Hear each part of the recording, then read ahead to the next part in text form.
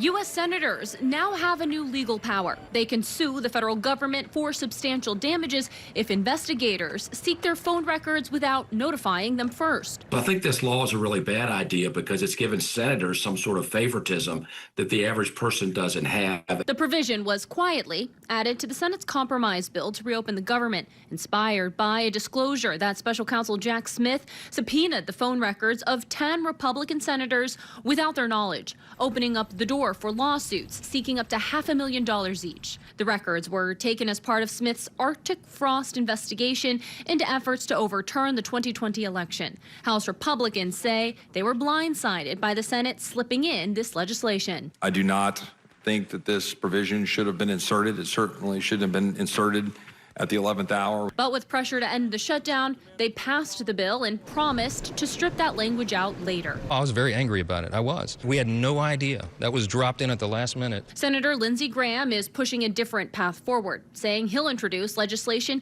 to give any American, not just senators, the right to sue the federal government if their privacy was violated by the Jack Smith investigation. I'd like to expand this to Turning Point USA, to the Republican Attorney General's Association.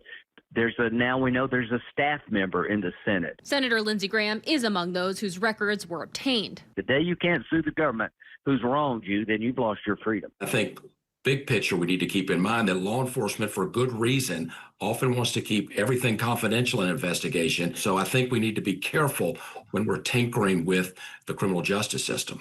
According to Graham, there's already a Senate rule on the books prohibiting the handover of Senate data without their knowledge. A judge reportedly ordered Verizon to hand over the records anyway.